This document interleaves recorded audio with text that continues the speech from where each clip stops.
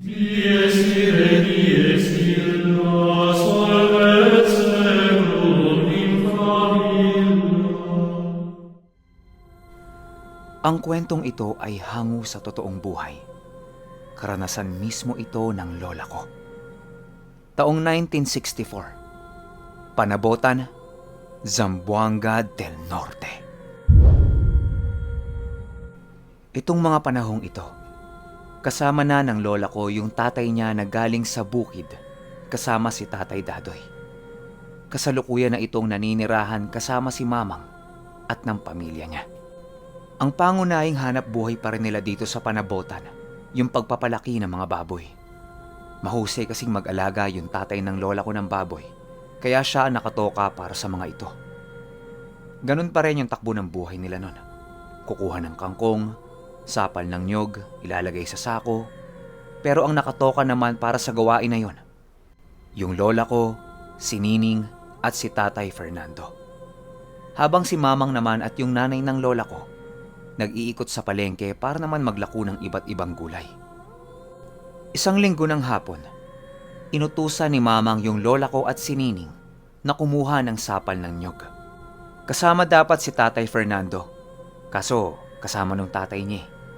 Kaya silang dalawa lang ang pupunta sa nyogan para kumuha ng sapal. Nung nasa nyogan na silang dalawa, nag-iikot-ikot sila. Kasi ang pagkuha pala niyang sapal na yan, yung dadampot ka lang ng nahulog na nyog sa lupa. Ganun lang pala kasimple. Pero itong mga oras na ito, wala silang makitang nyog. Medyo bandang dulo na yung napupuntahan nilang dalawa ni Nining. Hanggang sa meron silang nakita. Ang maganda pa nito, kauhulog lang nun mula sa puno. Ang hindi nila alam na dalawa, meron din pala silang kasabay na naghahanap ng sapal. Tumakbo kagad silang dalawa para kunin yung nahulog na nyog. Habang yung lola ko naman tumigil. Kasi may nakita siyang malaking tipaklong eh. Gusto niyang hulihin. Nung nakainining na yung nyog, merong binata ang bigla na lang sumulpot. At ang sabi nito sa kanya, "Hoy, akin na yan. Kanina pa ako dito. Baba mo." Siyempre hindi pumayag si Nining. Kasi kanina pa rin sila naghahanap ng nyog eh. Tapos wala silang makita. May makita man sila, sobrang tuyot na tuyot na. Hindi ito pinansin ni Nining tapos naglakad siya papalayo. Nang biglang hinatak nung binata yung damit niya. Papayat-payat si Nining. Napaatras ito at bumulagta sa lupa. Nabitawan niya yung nyog. Sigaw ng sigaw si Nining ng, "Inday! Inday!" Napalingon yung lola ko. Nung nakita niyang merong binata na umagaw sa nyog nila, dumampot kaagad siya ng bato. Tumakbo siya pasugod doon sa binata, tapos binato niya ito ng malapitan. Tinamaan sa ulo yung binata. Gulat na gulat yung lola ko kasi sobrang lakas ng bato niya. Pero tumingin lang ito sa kanya. Binaba ng binata yung hawak-hawak niyang nyog. Tapos hinawak-hawakan niya yung ulo niya. Huminga ito papasok na may halong gigil.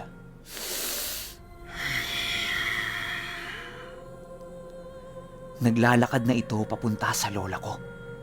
Tapos nung nasa tapat na yung binata, inilapit nito ang mukha niya sa mukha ng lola ko. Paglalarawan ng lola ko sa itsura ng binata. Yung itim sa mata natin, di ba bilog yan? Yung itim sa mata ng binata, pahaba. Tapos yung gilid nito iba yung kulay. Naninilaw-nilaw. Alam niyo yung may hepa? Ganun yung mata ng binata. Tapos sobrang tuyot na tuyot ang mga labi nito. Nagbibitak-bitak na. Gigil na gigil yung binata na idinidikit yung noo nito sa noo ng lola ko. Animoy nagpipigil ito. Nang biglang nakita ng lola ko na tumalsik yung ulo nito papalayo sa kanya. Pagtingin niya sa gilid, si Nining. Hinampas yung binata sa ulo ng kawayan. Nakita niyang tumalbog ang ulo nito sa lupa dahil tumama ito sa isang malaking bato. Nakita nilang pumipilipit ito dahil sa sobrang sakit habang nakahawak sa ulo niya. Maya-maya pa, dahan-dahan nang tumutulo ang dugo sa ulo ng binata. Iyak ito ng iyak at sigaw ng sigaw. Kaya ang ginawa nila, Kinuha nila yung nyug tapos tumakbo sila. Iniwan nila yung binata doon. Habang tumatakbo sila papalayo, nililingon-lingon ng lola ko yung binata. Nanatili yung nakahiga doon. Tapos yung huling lingon niya, nakatayo na yung binata. Akay-akay ng isang matandang babae. Nakatitig lang yun sa kanila habang papalayo sila sa lugar. Nung makauwi sila, sigaw ng sigaw si Nining ng, "Mamang! Mamang!" Lumabas si Mamang ng bahay. Ang init ng ulo.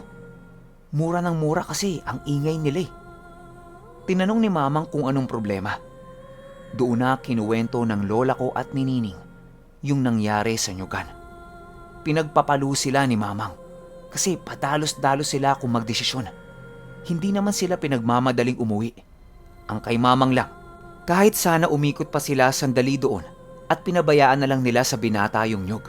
Pero hindi na sila ulit pinalabas ni Mamang nun. Hinayaan na lang niya.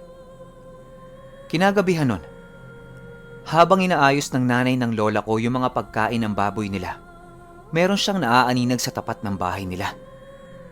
Madilim na kasi sobra, kaya hindi klaro. Napapansin niya, parami ng parami yung nakikita niya. Kaya lumapit siya ng konti. Pagkita niya, mga tao pala. Marami, lampas 10 yun. Nakatayo sa tapat ng bahay nila at nakatingin lang. Tumakbo papasok sa loob yung nanay ng lola ko para sabihin kay Mamang yung mga nakita niya. Pagsilip ni Mamang, wala naman. Tinitingnan-tingnan niya pero wala eh. Sabi niya sa nanay ng lola ko, baka namalikmata lang siya. Balik ulit sa pagsalansan yung nanay ng lola ko. Tapos ayan na naman, nandyan na naman sila. Pero sa pagkakataong ito, nasa bintana na si Mamang at nakikipagtitigan na din sa kanila. Sumisigaw-sigaw si Mamang at nagtatanong siya kung anong kailangan ng mga yun sa kanila. Hindi naman sila umiimik. Nakatayo lang. Yung lola ko at si Nining sumilip na din. Pagsilip ng lola ko, dahan-dahan na silang lumalapit sa bahay ni Mamang. Hanggang sa bigla itong huminto. Ayon sa lola ko, nakapila itong mga ito ng isang pahaba. Animoy merong boundary. Pero tanaw naman nila yon mula sa bintana nila. Mga 3 dipang tao lang ang layo. Merong matanda doon na may hawak-hawak na binata. Nakaturo lang yung matanda sa ulo ng binata na yon. Sinisipat-sipat ni Mamang. Pagkita niya, maraming dugo yung ulo. Hindi niya maaninag kung may butas ba o sugat lang. Kasi nga madilim eh. Mga gasera lang ang nagbibigay liwanag sa kanila nun. Tanong pa rin ang tanong si Mamang. Pero hindi talaga sila sumasagot. Kaya nagpasya si Mamang na bumaba na lang para lapitan yung binata. Pero bago niya ginawa yun, nagdikdik siya ng mga halaman na itatapal niya sa sugat ng binata para mawala kaagad yung sugat nun. Nung tapos nang gawin ni Mamang yan, lumabas na siya ng bahay. Pero sa tuwing lalapit si Mamang sa kanila, lumalayo naman sila. Ang sabi ni Mamang, meron lang siyang ilalagay sa ulo ng binata para mawala na yung sugat. Pero bawat hakbang na ginagawa ni Mamang, umaatras ang mga ito. Animoy natatakot sila. Lalo na yung matanda na nasa harapan. Gada hakbang ni Mamang, nanlalaki ang mga mata nito. Mukha siyang nagugulat. Nung medyo pakiramdam ni Mamang na pinapalayo lang siya sa bahay niya, nagpasya siyang ilapag na lang yung gamot para sila na lang yung magtatapal. Ayon sa lola ko, nakikita niyang gumigilid yung ibang kasama ng matanda kay Mamang. Nung nakita niyang ganun yung sitwasyon, gigisingin sana niya yung tatay niya. Kaso bigla na lang nagtakbuhan yung mga yon. Takang-taka silang lahat kung bakit nagtakbuhan yung mga yon. Wala naman silang ginagawa. Bumalik na si Mamang sa bahay. Tapos mura na naman ito ng mura. Ayon kay Mamang, pamilya na naman ang aswang yung nakabangga ng lola ko at ni Nining. Kaya pala tumigil si Mamang sa paglapit sa mga yon dahil naaamoy niya yung alingasaw ng katawan ng mga ito. Mali na naman ang akala si Mamang dahil akala niya matitigil na yung mga aswang-aswang na yon. Kasi ilang taon na rin yung lumipas eh. Tapos meron na naman. Imbis na wala nang gagawin si Mamang, ginawa na naman ni Mamang yung mga ritual niya pangontra sa mga ito. Kinaumagahan nun, naikwento ng lola ko yun sa tatay niya. Gulat na gulat yung tatay niya tapos ang wika pa nito, "Pisti! Aswang na nga kay Uncle Dadong, aswang pa dito. Yawa." Pagbanggit niya niyan, bigla-bigla ay binatukan siya ni Mamang. Pero hindi basta-basta batok yun, kasi napakalakas. Natulala ng ilang segundo yung tatay ng lola ko. Tapos parang natauhan ito. Di ba nga, duduwag-duwag tsaka lalampa-lampa ito noon kila Tatay Dadoy? Pero sa pagkakataong ito, hindi na. Dahil ayon kay Mamang, marami na ngang panganib ang nakapaligid sa kanila. Tapos duduwag-duwag pa siya. Yung sitwasyon nila noon nasa alanganin. Hindi pwede yung ugali niyang ganun. Pagtapos siya pagsabihan ni Mamang, lumabas siya at umupo sa isang sulok. Malalim ang iniisip. Pinabayaan na lang nila. Baka kasi nagulat sa lakas ng batok ni Mamang eh. Halos 1 linggo din ang lumipas na walang paramdam yung mga yon. Kaya nakampante ulit si Mamang. Naisip niya baka dinalaw lang siya ng mga yon. Balik ulit sila sa dating gawi. Pero sa pagkakataong ito, binigyan na sila ni Mamang ng patpat na gawa sa tangkay ng suha. Isa itong mabisang pantaboy sa mga aswang. Madampian lang sila nito sa balat. Pakiramdam nila para na silang hinataw ng latigo. Ganon ulit. Inutusan sila ni Mamang na kumuha ng sapal ng nyug. Pero sa pagkakataong ito, kasama na nila si Tatay Fernando. Kung maalala nyo si Tatay Fernando, ito yung palaging may daladalang tirador kahit saan sila magpunta. Nung nasa nyuga na sila, sandaling-sandali pa lang sila dun. Nakarinig na kaagad sila na parang merong kambing na umiiyak. Sinusundan nila yung tunog. Baka kasi naipit yung paa nun eh. Tutulungan nila. Pero paghawi nila sa damuhan kung saan ang gagaling yung iyak ng kambing, meron silang nakitang nakahubot-hubad na lalaki. Basang-basa ang katawan nito at puro putik. Sakal-sakal nito yung kambing. Tapos gamit ang kamay niya, pinipilit niyang ibaon yun sa tiyan ng kambing. Hanggang sa nabutas ito at nawalan ng buhay yung kambing. Nagkatinginan silang tatlo. Tapos si Nining, paiyak na. Nang biglang takpan ng lola ko yung bibig ni Nining. Kasi maririnig sila nun eh. Habang si Tatay Fernando naman, pumulot na ng bato para sana titiradorin niya yung lalaki. Pero inawat siya ng lola ko. Pagtingin nila ulit doon sa lalaki, meron na itong bit-bit na laman loob. Tapos sobrang bilis tumakbo, nawala kaagad sa paningin nila. Iniwan niya lang yung patay na kambing doon. Parang meron lang itong kinuha na kung ano sa kambing, tapos sabay alis. Sa sobrang takot nilang tatlo, nagtakbuhan na kaagad sila pauwi ng bahay.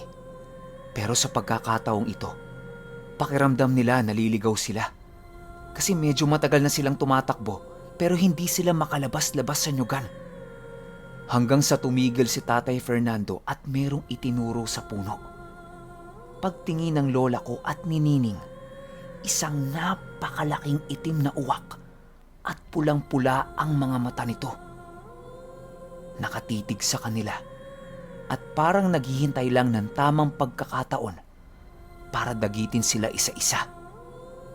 Malaking uwak ito at kayang-kaya silang dagitin.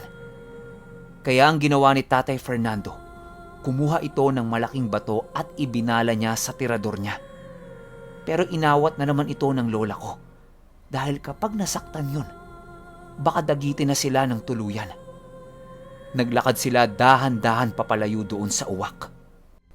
Laking pasasalamat lang talaga nila kasi may nakita silang magsasaka na pauwi na galing sa bukid. Kaya doon ay sumabay sila. Nung makauwi sila sa bahay nila, meron silang kapitbahay na galit at nagsisisigaw sa tapat ng bahay nila. Kinakausap ito ni Mamang. Yun palang kapitbahay nila na yon. Yun yung may-ari ng kambing. 6 ang kambing niya, tapos 2 na lang ang natira. Halos parehong-pareho ang paglalarawan ng may-ari sa nakita nilang 3. Bulatlat ang tiyan nito at merong iilang laman loob ang nawawala. Ang pinagbibintangan nilang gumawa nun, yung tatay ng lola ko. Kasi bago lang yun dun eh. Kaya nasa kanya ang lahat ng sisi. Aswang daw. Kaya ang sabi ni Mamang, papaano magiging aswang yan?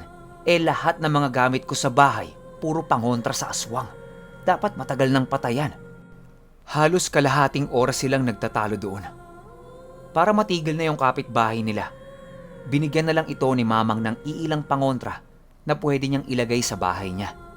Tapos pinayuhan siya ni Mamang na ilagay na lang malapit sa bahay niya yung mga alaga niya para hindi ito malapitan ng mga aswang. Medyo naging kalmado na yung kapitbahay nila at sinunod yung mga payo ni Mamang. Kinagabihan nun, bumalik na naman yung mga tao sa bahay nila. Pakiramdam ni Mamang, kaya hindi na bumalik yung mga yun noong mga nakaraang araw. Meron na itong ibang pinagkukuhanan ng mga pangangailangan nila. Dahil napigilan yun ni Mamang, sila na naman yung guguluhin. Ganun pa rin, nakatayo sa tapat ng bahay nila at nakatitig lang. Pero sa pagkakataong ito, nakita na ng lola ko at ng buong pamilya niya na meron silang kasamang tutuwad-tuwad at tatayo-tayo. Nadagdagan na din ang bilang nila. Sumigaw yung nanay ng lola ko na kapag hindi sila tumigil sa ginagawa nila, pupunta siya doon at iitakin sila isa-isa. Ang ginawa ng mga yun, mas lalo pang lumapit sa bahay. Sa sobrang buwisit ni Mamang, kinuha na niya yung pananim niya na alam niyang takot na takot ang mga aswang. At ang tawag sa pananim na ito ay makabuhay. Nung kinuha ni Mamang yan, meron siyang inuusal-usal na salita. Tapos meron siyang langis na inilagay dito. Pinagpag niya muna ito, tapos lumabas na siya ng bahay. Nung naglalakad na si Mamang papalapit sa kanila, kitang-kita ng lola ko yung mga tutuwad-tuwad at tatayo-tayo, napakabilis na nawala. Tapos yung matandang babaeng nasa pinakagitna, naging anino sa paningin niya. Yun pala, nagtakbuhan na naman sila dahil sa ginawa ni Mamang. Nagsisisigaw si Mamang sa harap ng bahay nila. Mura ito ng mura at sinabi niyang kapag meron siyang naabutan isa sa kanila, babalatan niya ng buhay. Akala ni Mamang, masisindak niya ang mga nilalang na ito. Pero hindi. Sadyang napakatapang at meron itong sama ng loob sa kanila. Pagpasok ni Mamang sa loob ng bahay, doon na nagsimula yung mga ingay sa paligid nila. Tunog ng wakwak, angil ng aso, yabag ng mga malalaking paa, halo-halong tunog. Ayaw silang patulugin. Ang ginawa ni Mamang sa sobrang pikon niya, isinaboy niya sa tapat ng bahay nila yung mga templado na niyang langis. Lahat yun pangontra sa aswang. Ayun, nawala lahat ng ingay. Pero hindi sila tinigilan. Madaling araw na alimpungatan yung tatay ng lola ko. Kasi naririnig niyang takbo ng takbo yung mga baboy. 2 kasi yung kulungan nun. Isa malapit sa kwarto ni Mamang at isa malapit sa kwarto nila. Sinilip niya. Tapos nakita niyang nakahiga lang naman yung mga baboy. Gusto sana niyang labasin. Dala ng sobrang antok, ipinagpabukas na lang niya. Paggising nila kinaumagahan, narinig nilang nagsisisigaw si Tatay Fernando sa labas. Paglabas nila, nakita nila doon sa kulungan ng baboy, merong malalim na hukay. Tapos nabawasan sila ng isang baboy. Akala nila isa lang, pero pagpunta nila doon sa kulungan nung kay Mamang, wala ring isa. Ito palang mga aswang na to, dumaan sa ilalim ng lupa. Galit na naman si Mamang at sobra itong nagmumumura. Kasi malaking kabawasan yung baboy na yun sa hanap buhay nila eh. Sa sobrang piko ni Mamang, lahat sila pinaghukay paikot sa bahay nila. Tapos nung nakahukay na sila, merong hawak si Mamang na isang supot ng mga binhi. Hindi alam ng lola ko kung ano yon. Pero bago niya ito itanim sa mga hukay, binubulungan niya ito tapos nilalawayan niya. Paikot yon sa buong bahay nila. Yun lang ang ginawa nila buong maghapon. Hanggang sa natapos sila mga bandang 6:00 na ng hapon yon. Habang nagpapahinga sila sa loob ng bahay, nakita ng lola ko na lumabas si Mamang. Naglakad ito papunta doon sa puno ng santol. Tinitingnan ng lola ko kung anong ginagawa ni Mamang. Nakita niyang sumasayaw-sayaw. Tapos meron siyang inaabutan sa lapag. Yung parang ninong na namimigay ng ampaw sa mga inaanak niya. Yung nakapila. Ganun yung ginagawa ni Mamang. Pero walang makita yung lola ko na may hawak itong si Mamang. Duda niya. Baka yun yung nakita niya dati. Yung akala niyang hindi gagawa ng maganda. Pero marami. Tapos yung huling ginawa ni Mamang sa puno, pumunta siya sa likod. Tapos naglalakad ito paikot sa puno habang nasa likod ang 2 kamay.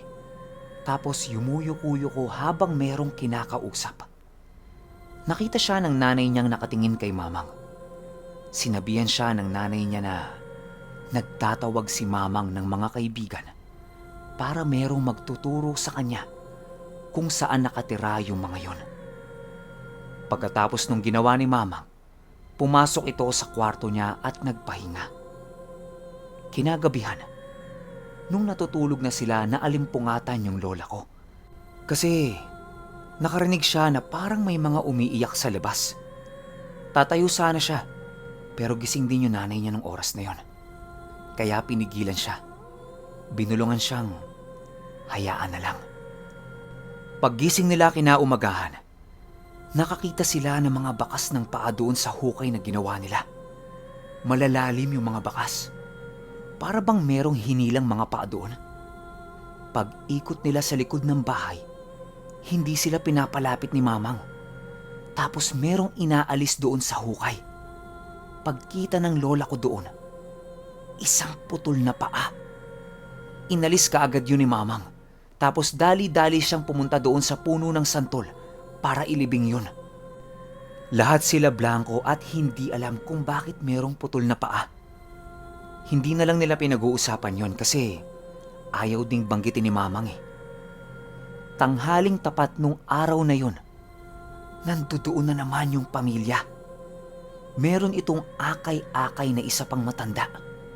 Pero sa pagkakataong ito, matandang lalaki yung nakapasan doon sa matandang babae. Sa sobrang galit ni Mamang, wala nang intro-intro. Kinuha niya yung tansong patalim ng tatay ng nanay ko. Tapos tumakbo siya papunta sa mga yon. Bilang mataba si Mamang, mabagal yung pagtakbo niya.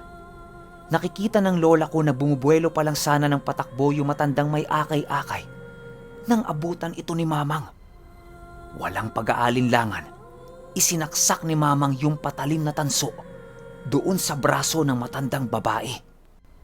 Akmang lulusubin na si Mamang ng mga kasama nito nang biglang nandun na din yung tatay niya at nanay niya para protektahan si Mamang. Meron silang hawak-hawak na makabuhay.